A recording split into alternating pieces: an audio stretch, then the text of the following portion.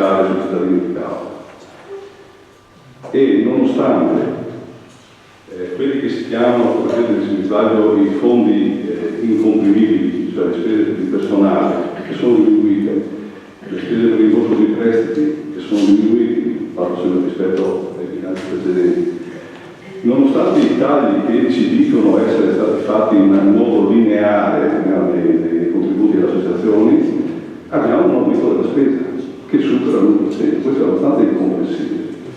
E la cosa, come dire, ci obbliga a tenere sotto controllo quelli che saranno i trasferimenti e che uno se ne faranno, perché dobbiamo aspettare il piano esecutivo di gestione per capire dove effettivamente vanno a finire questi soldi, che ripeto, costituiscono un aumento della spesa generale, cosa come dire, abbastanza inspiegabile di questi tempi, visto che c'è una maggiorazione delle entrate, alcune entrate molto contestate, parliamo della tassa di soggiorno, parliamo della TARES che forse sarà all'incasso verso fine anno, parliamo anche delle aliquote IMU, c'è stato un grosso aumento delle imposizioni in questi ultimi anni, aumenti molto importanti. Però occorre notare che molto probabilmente è un'utopia il programma di alienazione, non si riuscirà sicuramente a vendere e portare a casa quei soldi che sono destinati a quelle opere pubbliche che sono messe nel programma delle opere pubbliche, per cui adesso non trovo l'aggettivo giusto, ma è stata un'azione di poco veritiero riuscire a portare a casa questo tipo di programma di bilancio, perché sicuramente non ci saranno i fondi per sostenere quelle opere pubbliche che sono in progetto. Tra l'altro abbiamo notato che il patto di stabilità, così come calcolato, è proprio calcolato in maniera molto fisicata, è a filo, per cui anche quelle poste di cui abbiamo fatto notare in commissione e che riguardano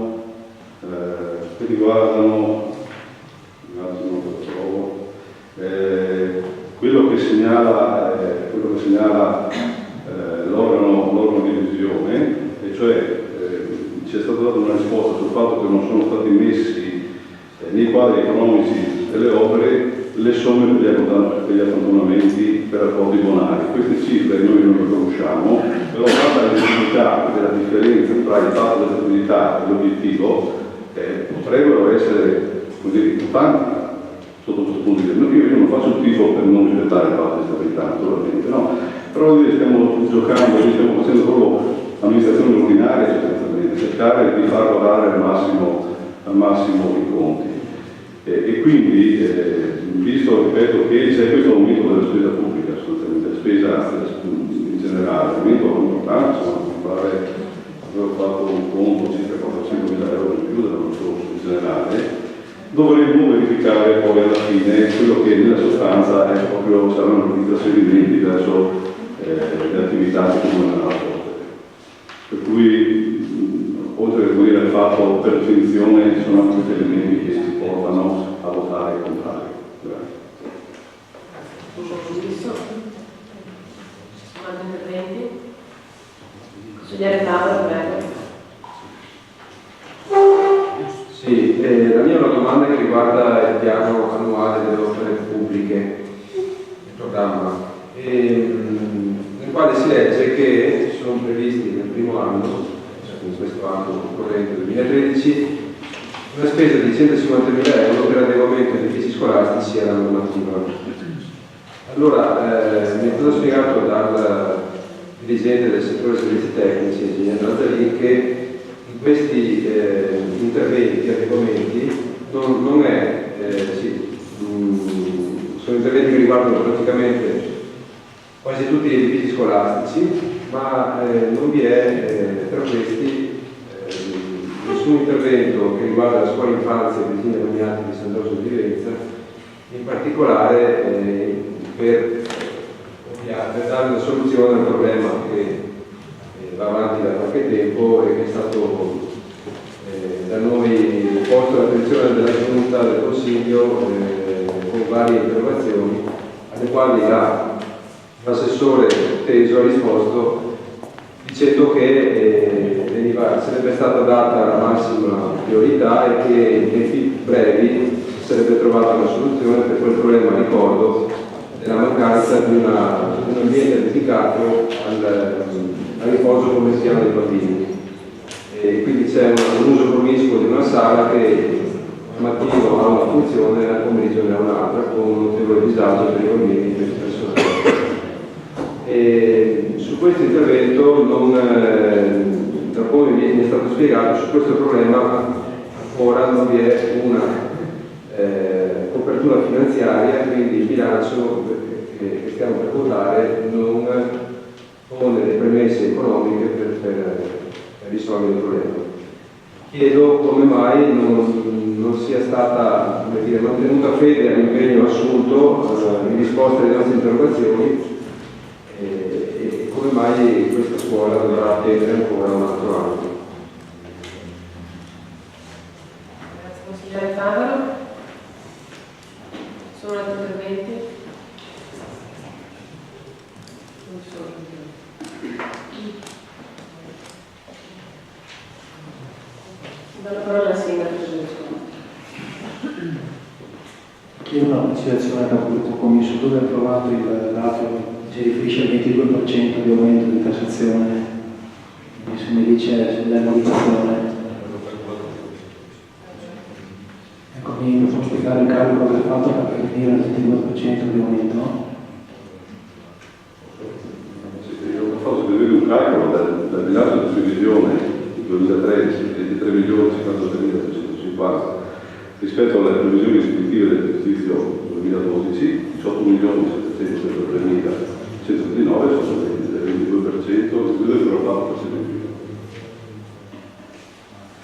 più. Non è così semplice fare una conclusione di questo tipo, non è le somme che vengono indicate, mi pare che i passaggi in commissione lo avevano fatto, si tiene conto di una molteplicità di elementi e di valori. Se fosse così riduttivo andare a determinare qual è il calcolo relativo alla pressione, dunque sul punto abbiamo poi casomai il dirigente che può dare una spiegazione su questo. Mi soffermo sui vari punti che finora sono stati trattati. Un sensibile aumento della spesa, sì, c'è un sensibile aumento della spesa, ma mi pare sia chiaro che sia dovuto alla normale incidenza della valutazione monetaria e quindi un maggior costo dei servizi che derivano da questo. Dall'altro dobbiamo non tenere conto che abbiamo tenuto conto in sede previsionale che ci sarà l'aumento dell'IVA che è solo al valore punto percentuale.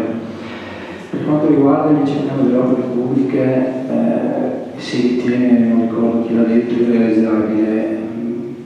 Rispetto al piano delle opere pubbliche precedente, abbiamo ritenuto di andare proprio a snellire all'osso quella che poteva essere la vera possibilità di andare a intervenire sul piano delle opere pubbliche, tant'è che nel triennale addirittura siamo andati a togliere le opere che in passato erano state definite di previsione faraonica proprio per la impossibilità materiale in assenza di risorse e con vincoli di finanza pubblica di andare veramente a pensare di poterle realizzare nell'arco dei trienni. Quindi abbiamo deciso di ridurre veramente all'osso il piano delle opere pubbliche e speriamo di riuscire a garantire almeno la fattibilità di quelle indicate. Sul rispetto di risicato del patto di stabilità, ricordo che non è obiettivo di comune quello di realizzare un obiettivo, come non è obiettivo certamente quello di realizzare un obiettivo, bisogna lavorare proprio nel dorso dei limiti, dare comunque delle opportunità senza sforare il patto, quindi è normale che si tenda al pareggio anche sul profilo del patto. Ecco, per quanto riguarda il mancato inserimento dell'adeguamento della scuola di San Giorgio di Vivenza, ricordo che il piano triennale non è inserita perché è un'opera sotto soglia, quindi non va inserita nel piano triennale.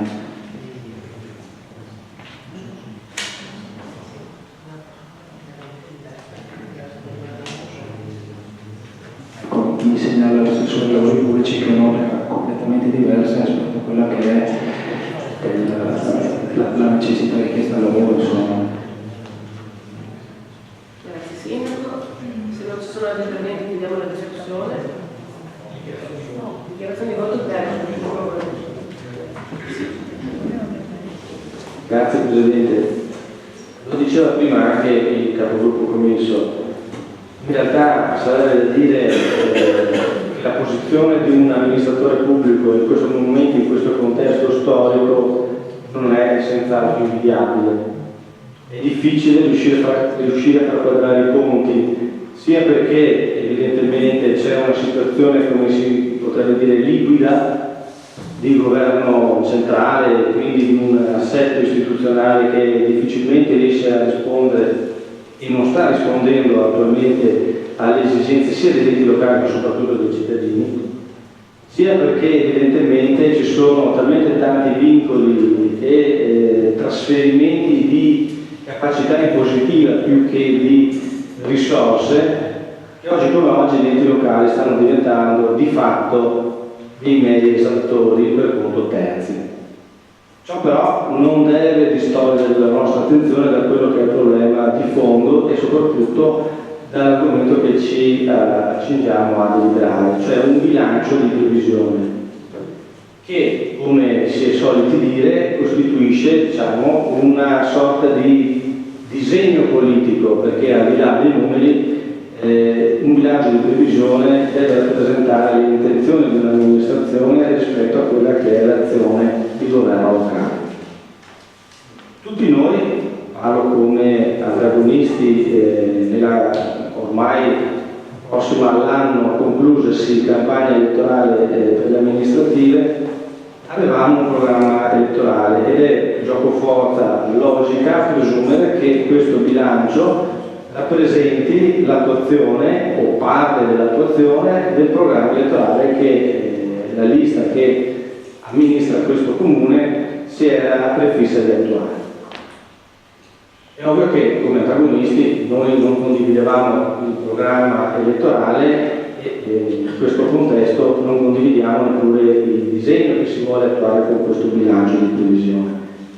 Ma al di là di ciò ritengo che sia opportuno anche focalizzare sulla scorta delle osservazioni fatte dal capogruppo Tonò un dato che secondo me posso risultare senz'altro anche polemico, ma smettetevi, in questo contesto minimo di polemica possiamo anche permettercela.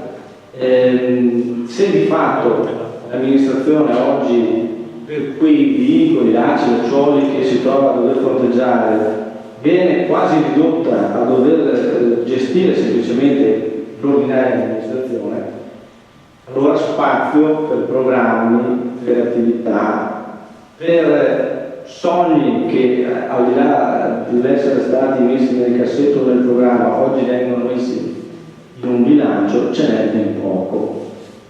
Allora se l'amministrazione deve svolgere l'ordinaria gestione, forse vale la pena dare un segnale anche provocatorio da parte di questo sindaco nei confronti del governo e degli altri enti che dovrebbero effettuare i trasferimenti ed essere più attenti alle esigenze locali, con una mossa che secondo me è una sorta di proposta, ma mi rendo conto di essere estremamente provocatoria, ma che trae anche spunto dalla realtà. Siccome il nostro comune può vantare diversi dirigenti capaci che svolgono il loro compito con assiduità e che evidentemente sono anche espressione di una rodata macchina amministrativa, io non so se abbia tanto senso affidarsi all'ausilio, all'apporto di assessori formalmente incaricati che però hanno anche un costo, seppur nel mare dei conti pubblici ridotto. E allora io, se fossi lei sindaco, direi che posso farcela anche da solo, perché posso contare sulla scorta delle modifiche anche statutarie che sono state all'inizio approvate, su consiglieri comunali magari investiti di deleghe, ma che non mi servono gli assessori perché ho i dirigenti. Anche perché poi alla fine quello che abbiamo potuto constatare è che le delibere arrivano su input degli uffici, non degli amministratori, non degli assessori. Allora sindaco, lei è capace, lei saprà senz'altro gestire al meglio la situazione anche privandosi degli assessori. Dopo voto sarà contrario, perché è un voto contrario al progetto che questo bilancio sottende. Grazie al capogruppo Bonini. Altre dichiarazioni di voto? Capogruppo Zalone, prego. Grazie Presidente. Credo sia doveroso anche per la nostra componente esprimere meno quello che ci pare più opportuno in questa circostanza molto importante che riguarda il voto sul bilancio di previsione del nostro comune. E io penso che ciascuno di noi, anche i colleghi della minoranza, avremmo piacere di votare tutti a favore di un bel piano che preveda molte opere pubbliche, che preveda la sistemazione finalmente di tutte le problematiche che ci sono nel nostro comune, ma purtroppo questo non è possibile. Non è neanche giusto dare tutta la colpa alla crisi, perché non possiamo ogni volta che c'è un consiglio comunale dare delle risposte, dare sempre la colpa a qualcosa che sta al di sopra, per cui noi non possiamo, non siamo nella possibilità di portare avanti certi programmi, certi lavori. E io devo solo condividere quello che ha detto anche il capogruppo Tonon quando parla di un bilancio bloccato appunto dalla crisi, quando parla di precarietà di questo piano che sicuramente nel corso d'opera, nell'annata che ci sta di fronte, sarà soggetto a numerosi cambiamenti. Sono d'accordo con lui quando dice che non siamo riusciti a dare più risposte a quelli che sono i problemi sociali, e quando dice che le offerte costano molto, che la crisi si è cercato di ridurre a poche ed essenziali opere pubbliche, l'ha detto anche il sindaco, no? E poi alla fine fa anche un appello alla minoranza in pratica, un appello che io apprezzo, perché quando dice che bisogna fare sì che tutti quanti noi cerchiamo di portare più risorse alla nostra comunità, cercare di migliorare qual è la situazione economica, io dico che sono d'accordo con lui, perché in un momento particolare come questo credo che sia doveroso da parte di tutti mettere insieme quelle capacità, quelle forze che possono dare un contributo positivo al nostro Paese. Quello che condivido è soprattutto l'analisi impietosa che lui ha fatto di questo piano delle opere pubbliche, ma purtroppo la situazione è quella che è. Non condivido invece alcune linee guida. La prima è quello di aver voluto ridurre al minimo proprio le opere pubbliche, il secondo di non aver dato tanto spazio a quello che è il progetto della riduzione dei costi. Abbiamo visto che non sono poi diminuiti così tanto, noi ancora in alcune interpellanze abbiamo così accennato al fatto che ci poteva essere un piano, almeno in questo periodo di crisi, cercare di elaborare, sempre anche con il nostro personale, una progettualità che preveda nell'arco di 3, 4, 5 anni una riduzione del costo, per esempio del personale, che non vuol dire assolutamente, ma penso che siamo tutti d'accordo nel voler sottolineare la valenza e l'eccellenza del nostro personale, però prevedere nel corso di 5 anni almeno una riduzione o fare delle sinergie con altri comuni e cercare in qualche modo di ridurre le spese, visto che queste sono molto importanti, credo che poteva essere contemplato in un piano di previsione economica come questo qua. E il risparmio, torno a dire, potrebbe essere fatto anche su stanziamenti che io ho visto fare, per esempio mi sono arrivate delle tabelle, delle analisi dove sono stati dati dei soldi, doveroso, perché c'era una continuità, perché c'era la tradizione, ma noi dobbiamo anche pensare se effettivamente siamo ancora in condizione di poter sovvenzionare in maniera sostanziosa alcune attività del nostro comune e non invece destinare queste risorse per esempio a quelle emergenze sociali che ci stanno di fronte e che potrebbero emergere sempre di più nei prossimi anni. Comunque condivido con sempre il consigliere gruppo Tonon, la consapevolezza che ci attende un anno difficile e quindi dobbiamo cercare anche nei nostri toni, le nostre polemiche di essere più costruttivi. Però per i motivi che ho detto prima noi come gruppo non possiamo che votare contro. Grazie, capogruppo Tonò. Ultimate dichiarazioni. Capogruppo Tonò, prego. Non è che voglio fare la dichiarazione di voto, l'ho detto inizialmente. Volevo solo rispondere al consigliere Borini su una questione. Quando io dico siamo tutti chiamati, naturalmente non è che siamo qui per risolvere tutti i problemi del mondo, ma parteciparvi sicuramente sì. Devo dire che quello che lei ha avuto modo di vedere anche nell'ultima commissione ausiliare, non è vero che gli assessori sono qui a scaldare le sedie. Perché anche sui regolamenti che si dovevano portare questa sera su alcune soluzioni dal punto di vista sociale, l'assessore Bello sta lavorando per trovare delle soluzioni assieme ai tecnici che siano innovativi e che rappresentino un po' quella che è la situazione odierna. Quindi non vorrei diminuire quello che è la partecipazione sia degli assessori ma di tutti i consiglieri che siamo qui riuniti, tutti quanti siamo chiamati a fare la nostra parte, naturalmente in associazione in un periodo di tecnicismi, naturalmente con chi è deputato e quindi un rapporto paritario fra politica e tecnici.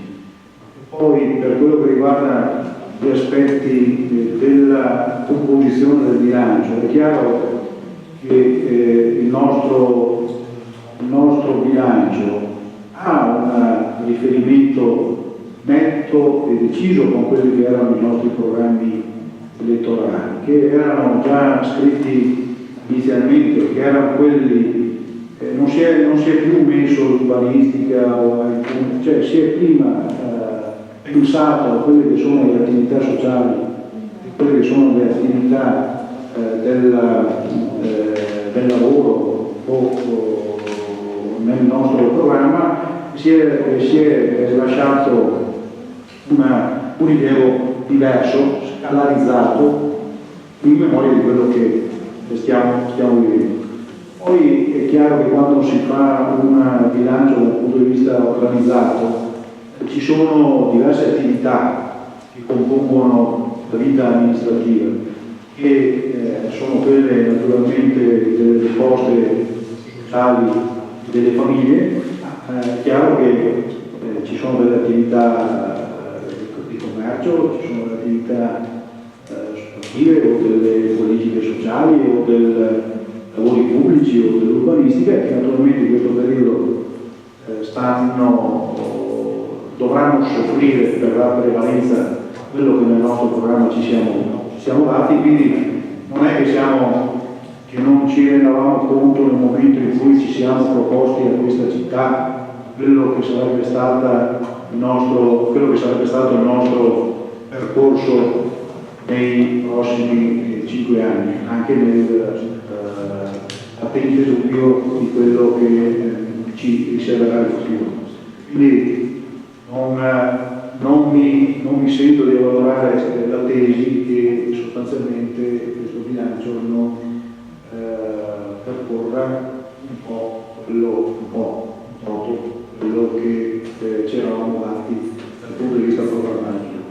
Potrei anche entrare in merito, io i programmi li ho visti un po' tutti, che la linea di indirizzo non è che fosse così diversa tra le nostre compagini, tutti quanti eravamo attenti a dover considerare quello che è la vera ragione delle priorità, che sono sicuramente quelle legate alle nostre famiglie e alle esigenze primarie, che sono naturalmente l'istruzione, la scuola, il lavoro, naturalmente la casa e quello che è legato a questo aspetto. Grazie, capogruppo Tonò. Chiediamo le dichiarazioni di voto, sono già state fatte da tutti i gruppi. Sì, se posso. Prego, Presidente. Sì, grazie Presidente, so che le dichiarazioni sono state fatte, chiedo solo una precisazione sulla risposta che mi è stata data dal Sindaco relativamente alla scuola Rognati, scuola infanzia Rognati. Mi è stata data una risposta di tipo formale, in sostanza volevo capire, quest'anno sarà l'anno buono che vedrà l'intervento, se è copertura finanziaria oppure no?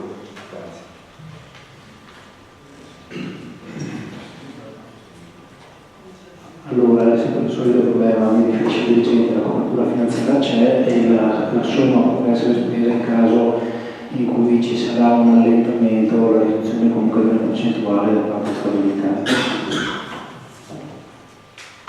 Chiediamo le dichiarazioni di voto, lascio la parola al Sindaco per chiudere la discussione. Allora, sulla richiesta che ho avuto di togliere gli assessori e di accomodare tutto il sindaco, parto da un momento precedente a questa conclusione. Quando mi sono trovato a iniziare il percorso, sono dirigente per la formazione del bilancio di previsione, il primo bilancio ovviamente come assessore del bilancio che ho avuto ancora la delega, mi sono trovato a formare, essendo il precedente a cavallo, devo dire che ho avuto un grande senso di responsabilità e termine corretto da parte di tutti gli assessori, proprio in un contesto come questo generale di riduzione delle risorse e di pesante mano dello Stato, che ancora attualmente non la conosciamo perché stiamo attendendo non solo quel famoso decreto del Presidente del Consiglio dei Ministri che doveva essere messo entro la fine di questo mese per farci capire a parte il fondo di solidarietà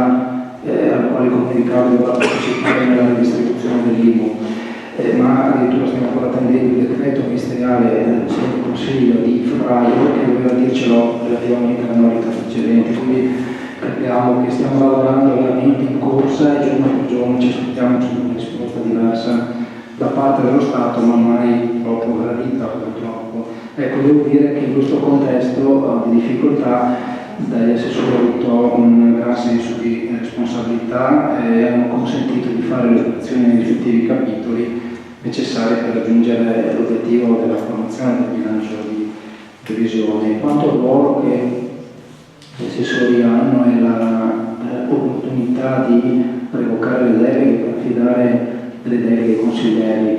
Innanzitutto ho fatto un chiarimento perché il consigliere delegato, per come è impostata la figura nel testo unico 67/2000, non svolge il ruolo di amministrazione. Il consigliere delegato, perché altrimenti sarebbe un assessore, il consigliere delegato si limita a svolgere una operazione di studio, di scienza, di conoscenza, di esame di documenti, grazie segretario, e per cui non potrebbe mai soffrire quello che in realtà è il ruolo tipico dell'assessore. Non in disparte questo profilo, posso assicurare che nonostante il sindaco sia presente 12 ore al giorno in comune, avendo accorpato in sé la delega urbanistica, la delega al bilancio, la delega al personale, il sindaco fa fatica a star dietro anche solo a queste deleghe o per la funzione del sindaco per i 1000 impegni che ci sono nella tua istituzione. Il pensiero di dover accorpare anche tutte le altre deleghe risulta essere quasi improponibile, anzi dico il Comune di Cavour e aveva in passato 7 amministratori pubblici oltre il sindaco, 7 assessori, si trova oggi a gestire problematiche forse anche superiori rispetto a quelle precedenti con praticamente metà degli assessori, e devo dire che tutti si stanno impegnando ovviamente tutti i limiti del possibile. Un inciso sull'intervento del capogruppo Zanoni. La valorizzazione del sociale è stata garantita anche da questo bilancio di previsione, perché se andate a vedere tutti i riferimenti che sono riconoscibili nel sociale, la stessa scelta di politica di bilancio adottata in precedenza, La stessa scelta di politica di bilancio, ripeto, che era stata adottata in precedenza nella formazione del precedente bilancio, dove era stato perfettamente valorizzato il sociale, è stata rigarantita nuovamente nella formazione di questo bilancio di previsione.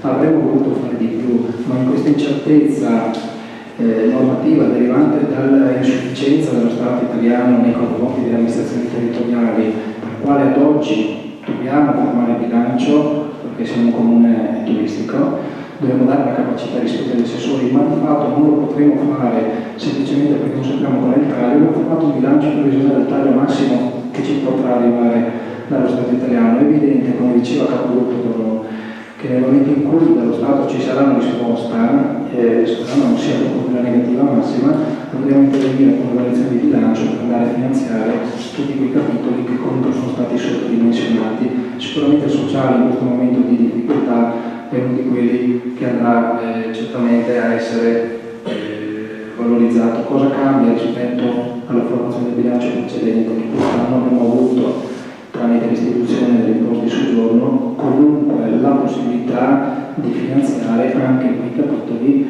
che sono tutti relativi al comparto turistico, al turismo per cavole, che in precedenza non erano stati finanziati. Mettiamo i voti appunto all'ordine del giorno. Voti favorevoli 11, voti contrari 5.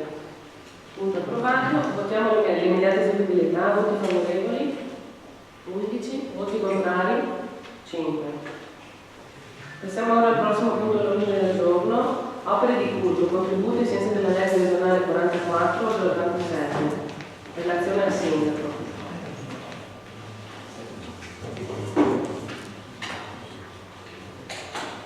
La legge regionale 44/87 prevede che i comuni riservino la quota dell'8% dei proventi derivanti dagli oneri di organizzazione secondaria per gli interventi relativi ad opere concernenti le chiese e gli altri edifici religiosi.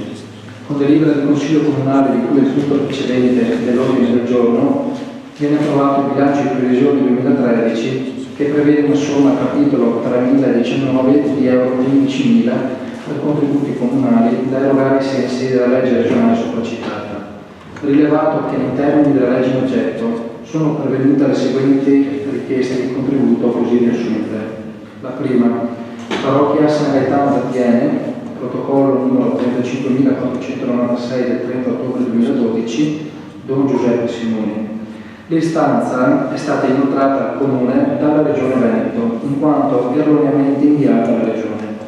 Con la suddetta istanza viene chiesto un contributo in intervento di ristrutturazione e completamento alla torre campanaria della chiesa di San Gaetano, importo dei lavori 72.141 euro. La stessa istanza era stata già inoltrata l'anno precedente a questo Comune, ma non ha beneficiato in quell'occasione di contributi. Le opere sono state assentite con permesso di costruire il numero 122 del 28 luglio 2011, dove sono previsti anche altri interventi minori sulla canonica. Nel 2009-2010 la parrocchia ha ottenuto euro 6.000 di contributi per un primo intervento alla canonica di San Gaetano. La seconda richiesta, la diocesi Patriarcato di Venezia, con nota protocollo numero 35.072 del 25 ottobre 2012, ha inoltrato l'istanza della parrocchia di San Stefano Protomartire, istanza sottoscritta da Monsignor Giuseppe Manzato, parroco pro tempore, e dal Patriarcato a nome del Monsignor Antonio Medievolo. Con l'istanza viene richiesto un contributo per le opere di rifacimento della recinzione in muratura e della rete metallica del campo sportivo del complesso parrocchiale in centro storico di Epiro. Le opere sono state assentite con SCIA 73 del 2012 e autorizzazione paesaggistica 73 2012, 11 luglio 2012.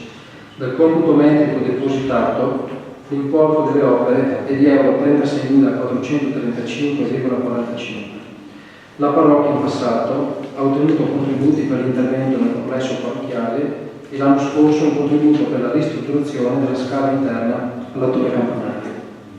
Considerato che ai sensi della citata legge regionale alla richiesta di contributi sono ammessi prioritariamente interventi di ristrutturazione e ampliamento, manutenzione ordinaria e straordinaria delle strutture esistenti e per ultimo gli interventi di nuova costruzione, al fine di assegnare i contributi a rotazione tra tutte le parrocchie presenti sul territorio di Caorle, vista le precedenti assegnazioni date negli ultimi anni, si ritiene di procedere all'assegnazione dei contributi oggi disponibili alle parrocchie che hanno fatto istanza per l'anno 2012 nella quota rispettivamente di parrocchia Santo Stefano Protomartire, contributo euro 5.000 per le opere di rifacimento della recinzione in muratura e rete metallica del campo sportivo del complesso parrocchiale in centro storico, parrocchia San Gaetano d'Attiene, contributo di euro 10.000 per l'intervento di ristrutturazione e completamento alla torre campanaria della chiesa di San Gaetano. I contributi saranno erogati secondo le modalità di cui alla legge regionale 44 dell'87 e nel rispetto della legge 20 febbraio 85 numero 206. Tanto premesso, si chiede di deliberare di dare atto che per gli interventi relativi alle opere di culto finanziabili ai sensi della legge regionale 44-87 per l'anno 2012-2013 è stata destinata la quota di euro 15.000, di assegnare per i motivi sopra espressi i seguenti contributi: parrocchia di San Stefano Protomartire, contributo di euro 5.000 per le opere di rifacimento della recinzione in muratura e rete metallica del campo sportivo del complesso parrocchiale in centro storico; parrocchia San Gaetano d'Attiene, contributo di euro 10.000 per l'intervento di ristrutturazione e completamento della torre campanaria della chiesa di San Gaetano; di dare atto per la spesa finanziata al capitolo 3019 del bilancio di previsione 2013. Grazie Sindaco. Prego, capogruppo. No. Se non ci sono interventi mettiamo ai voti il punto all'ordine del giorno. Voti favorevoli? Approvato all'unanimità. Votiamo l'immediata eseguibilità. Voti favorevoli? Sì. Passiamo ora al quinto punto all'ordine del giorno. Ordine del giorno con tante libero, i risparmi non sono delle banche ma dei risparmiatori per non fare la fine del ciclo. Relazione al capogruppo economico.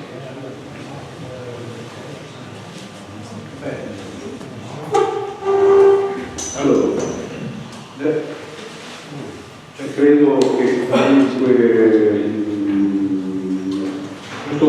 l'ordine del giorno è stato presentato dalla amica Borini, non so se vuole lei ha presentato questo e quindi mi sembra che sia corretto che lei le azioni prima di me sicuramente. Prego. Anche se poi magari posso anticipare io visto che l'ha letta chiaramente non so se può essere. Se vuoi per lettura una sintesi dell'ordine del giorno. Grazie Presidente, grazie anche al capogruppo no. Non è mia intenzione sottrargli la parola, giustamente come faceva notare lui la proposta di un ordine del giorno e dell'ordine del giorno che stiamo affrontando è stata formalizzata dalla lista civica che rappresento. E doverosamente mi pare opportuno portare all'attenzione di questo Consiglio Comunale ulteriori rapide considerazioni su un punto che potrebbe sembrare anche provocatorio, ma che nasconde in realtà un problema di sostanza non di secondo piano. Comprare qualcosa pagando una banconota, pagando con banconota o con monete è una delle cose più normali di questo mondo. Eppure in Italia c'è chi vuole farlo passare come un comportamento addirittura incivile. Sul punto si vede ad esempio quanto riferisce Giovanni Sabattini, che è direttore dell'Associazione Banche Italiane, ABI, con la ridicola, viene riferito da autorevoli studiosi sul punto, tesi, che la lotta al contante è una vera e propria battaglia di civiltà. Chiaramente si sostiene che questa interpretazione non sia corretta e che invece voglia nascondere una verità ben diversa. Le banche guadagnano su tutti i pagamenti, salvo quelli in contanti. Per questo vogliono colpevolizzare chi li usa e con le carte di credito, bancomat eccetera, si finisce proprio per fare il gioco delle banche e lucrano le provvigioni debitate ai negozianti, le commissioni sui movimenti di conto corrente, gli interessi che arrivano addirittura a volte anche fino al 24,9% anno sulle carte di deposito eccetera.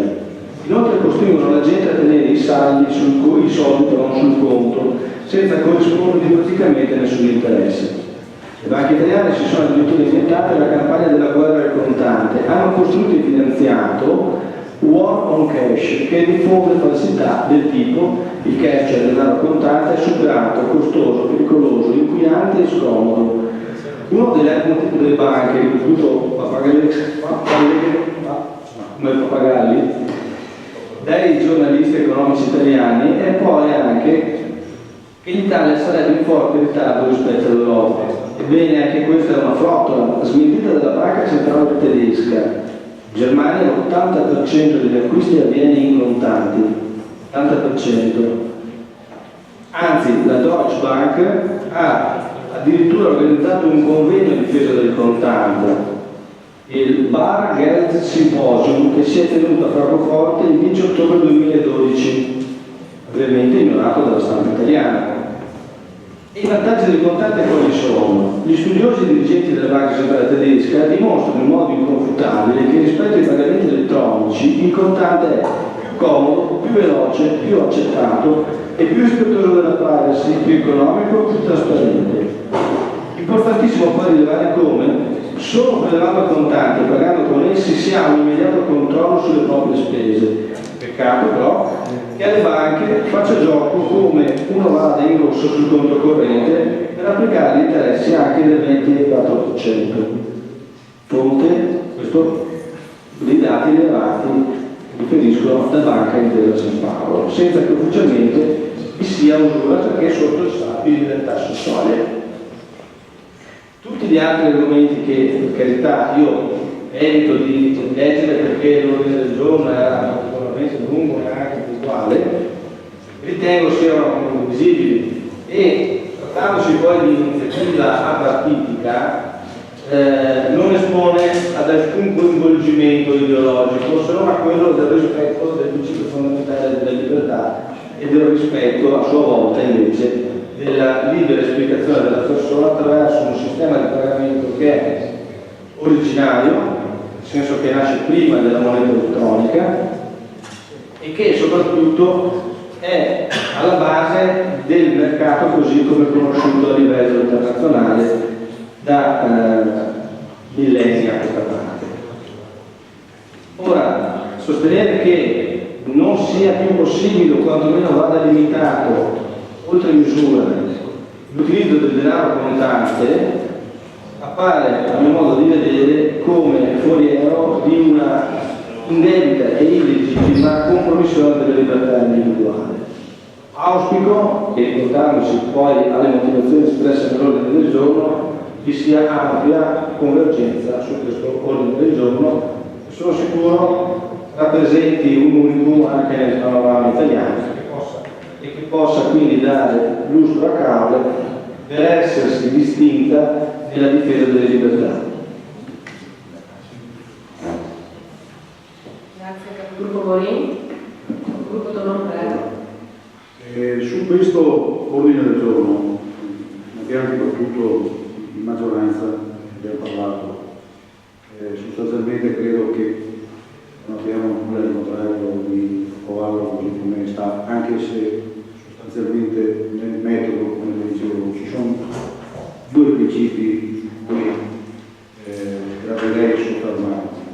Il valore di questo ordine del giorno sta nel fatto che il denaro, se uno guadagna, io auspico in modo onesto e tranquillo dal proprio lavoro, dalla propria attività, dal proprio impegno, abbia il diritto di essere speso senza ulteriori gravami, perché già passato, se vogliamo dirlo così, nella operatività del conseguimento del bene del denaro. Quello su cui noi abbiamo delle preoccupazioni è il fatto che quando andiamo a discutere di questioni che sono così, che toccano, che sono particolarmente importanti e che hanno una loro considerazione e quindi devono essere poste all'attenzione, debba essere un messaggio che parte dal Consiglio Comunale di per sé quello che è, cioè nel fatto che spesso e volentieri lei ci porta in Consiglio Comunale delle approvazioni di cose, diciamo così, non fatte, i documenti che rappresentano una volontà di terzi o di chi si sta operando in questo senso. Quindi passi anche con l'associazione Contante Libero, il documento che loro, il manifesto che loro hanno redatto.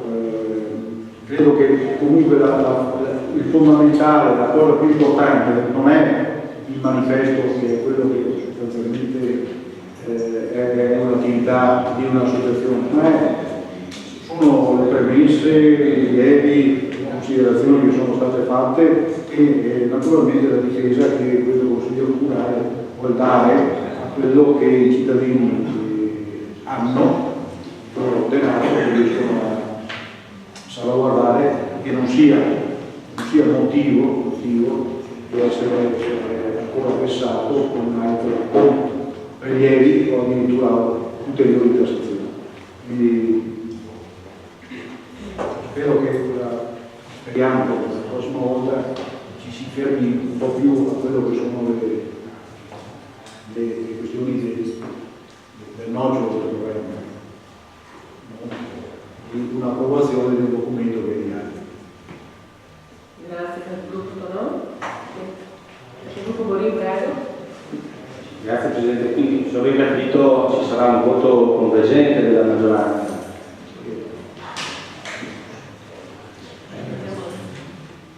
La sola precisazione che mi permetto di fare è questa: non è che si tratti di, come dire, di dare lavoro altrui, ma è di portare a conoscenza, di coinvolgere con una condivisione anche principi, quelle idee, quei valori che sono magari in questo contesto sapientemente elaborati da persone che magari hanno anche più preparazione, che magari hanno anche al fondo un vissuto che consente loro di poter poi esprimere attraverso, in questo caso, un manifesto al quale è difficile non dare la propria approvazione.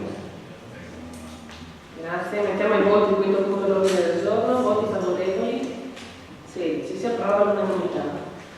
Passiamo ora al sesto punto dell'ordine del giorno, la mozione solidarietà ai marò italiani e delle loro famiglie, soluzione alla discussione. Se vuole... Prego, il gruppo te lo prego. Mi scusi, ma sulla questione, cioè volevo chiedere, siccome al suo originario, la sua originaria mozione, noi non ci trovavamo d'accordo su alcuni punti, ma interpretazioni. Io le avevo passato un po' tardivamente stasera le variazioni.